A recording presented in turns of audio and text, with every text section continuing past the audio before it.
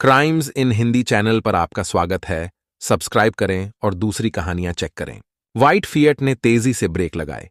इसके पहले कि मुशीर आलम समझ पाते कि क्या हो रहा है, उस एम्बेसडर से जिसने अभी अभी उसकी कार को बीच में रोक लिया था, 3 आदमी निकले, उनकी तरफ तेजी से बढ़े और उन्हें कार से बाहर खींच लिया। मुशीर को विश्वास नहीं हो रहा था कि वर्ली के बिजी सिग्नल पर दिन दहाड़े तलवारों, गंडासे और बंदूक से लैस 3 आदमी उनका किडनैप कर रहे हैं। यह बात बाद में पता चली कि ये आदमी उस वक़्त के सबसे खतरनाक संगठित गुट अमीरजादा, आलमजेब, अब्दुल लतीफ और शहजाद खान का हिस्सा थे।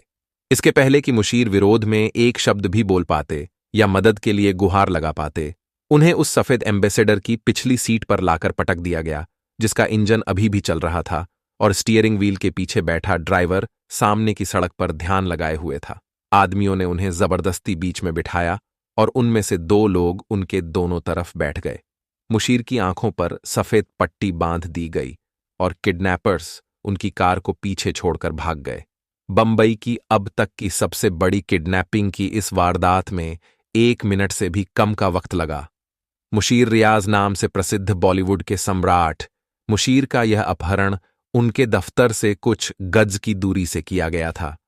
मुशीर रियाज दिलीप कुमार को लेकर फिल्में बनाने के लिए फेमस थे और उन्होंने कई चर्चित फिल्में बनाई थीं, जिनमें सफर, बैराग और उस समय की ब्लॉकबस्टर फिल्म शक्ति शामिल थी, जिसमें दिलीप कुमार और अमिताभ बच्चन ने एक्टिंग की थी। बंबई में इस तरह की घटना पहले कभी नहीं हुई थी। उस मनहूस दिन मुशीर और दिनों की ही तरह 4:30 के आसपास वर्ली की फिल्मिस्तान बिल्डिंग स्थित MR प्रोडक्शन के अपने ऑफिस से निकले थे। उन्हें साउथ बॉम्बे में किसी से मिलने जाना था। वे एनी बेसेंट रोड पर मुश्किल से कुछ ही गज बढ़े होंगे कि उनका रास्ता रोक लिया गया। मुशीर को यह पता नहीं था कि जैसे ही वे ऑफिस से निकले थे, एक व्हाइट एम्बेसडर तभी से उनके पीछे लग गई थी। कार का ड्राइवर बजाय कार को एक सेफ डिस्टेंस पर रखने के बजाय बार बार खतरनाक रूप से उनकी कार के करीब आकर उन्हें परेशान किए जा रहा था। सिर्फ एक बार उस कार को लेकर उनके मन में कुछ परेशानी हुई, लेकिन उन्होंने उसे तुरंत ही दिमाग से झटक दिया था। उनके गोटे उस वक़्त मुंह को आ गए जब उन्होंने देखा कि एम्बेसडर अचानक एक तरफ को मुड़ी और उसने ठीक उनके सामने आकर ब्रेक लगा दिया। मुशीर एम्बेसडर से टकराने से बाल बाल बचे थे।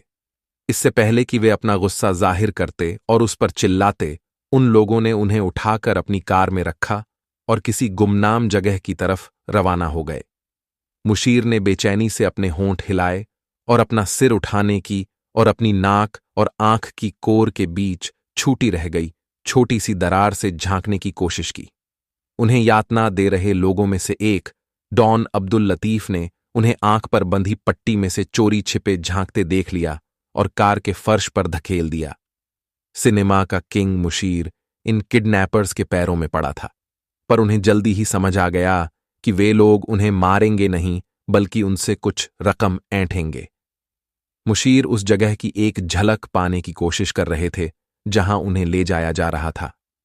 अचानक उन्हें रंगों के रेले की झलक दिखाई दी और जल्दी ही वे समझ गए कि वह शोले का पोस्टर है। मुशीर को लगा कि वे फिल्म के होर्डिंग के करीब की किसी जगह पर हैं। उन्हें मालूम नहीं था कि यह किडनैपर्स के ठिकाने का पता लगाने में एक इंपॉर्टेंट सुराग होगा। 10 मिनट तक और चलने के बाद कार रुकी और वे सब उतर गए। फिर उन्होंने मुशीर को कार से निकाला। ध्यान से, आगे एक पटिया पड़ा हुआ है। मुशीर जैसे ही आगे की तरफ बढ़े, किसी ने उन्हें हिदायत दी। मुशीर ने अपना पांव ऊपर उठाया और पटिये को लांघ गए। आगे सीढ़ियां हैं, ध्यान रखना, उन्हें फिर से हिदायत दी गई। मुशीर लकड़ी की रेलिंग के सहारे सीढ़ियों पर चढ़ने लगे, जो खुद भी लकड़ी की बनी मालूम होती थीं। वे कंफ्यूज्ड सा फील कर रहे थे। यह भी एक विडंबना ही थी कि इस तरह के सीन उनकी फिल्मों में नहीं थे। जब वे ऊपर पहुंच गए तो उनसे बाईं तरफ मुड़कर चलने को कहा गया। चलते चलते उन्हें बच्चों की एक सामूहिक आवाज सुनाई दी जो कुरान की आयतें पढ़ रहे थे। मुशीर को एहसास हुआ कि वे किसी घनी बसावट वाली बिल्डिंग में हैं। इस एहसास से उन्हें कुछ राहत मिली कि वे किसी सुनसान जगह पर नहीं हैं। उन्हें एक कमरे में ले जाया गया और उनकी आंखों की पट्टियां खोल दी गईं। जो पहली चीज उन्हें दिखाई दी वह मदीना-ए-पाक में स्थित मस्जिद नवाबी में मोहम्मद पैगंबर के मकबरे की तस्वीर थी। अगले कुछ घंटे उनके लिए बेहद तकलीफ देह और असहनीय रहे। उन्होंने मुशीर को धमकाया, गालियां दीं और तमाचे मारे। वे सब के सब संजीदा और खौफनाक लग रहे थे। मुशीर ने पाया कि शक्ति ने जो बिजनेस किया था उन्हें उसकी खबर थी। हमें सिर्फ 25 लाख चाहिए, अमीरजादा ने बहुत ही शालीन अंदाज में कहा, जिसमें यह छुपा हुआ था कि वैसे तो मुशीर की बहुत ज्यादा देनदारी बनती है, लेकिन वे रियायत बरतते हुए उनसे छोटी सी रकम की ही मांग कर रहे हैं। मुशीर से जबरन उनके ब्रदर इन लॉ और पार्टनर रियाज को फोन करवाया गया और कहलवाया गया कि वे जितनी भी रकम का इंतजाम कर सकें उतनी रकम तैयार रखें और जिस जगह बताया जाए उस जगह वह रकम लेकर पहुंचें। जाहिर है उन्हें आगाह कर दिया गया कि उन्हें पुलिस समेत किसी से भी कोई मदद लेने की कोशिश नहीं करनी है। रियाज ने मंजूर किया और उसी रात 9 बजे रियाज और हरीश सुगंध ने 2,80,000 रुपए, जो वे इतने कम समय में इकट्ठे कर पाए थे, अमीरजादा और आलम अज़ेब को सौंप दिए। मुशीर और रियाज फिर से मिल गए और इस तरह यह बुरा सपना खत्म हुआ।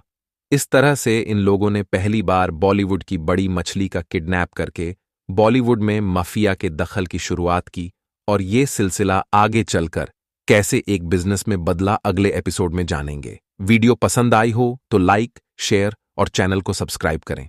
Thank you for watching and take care.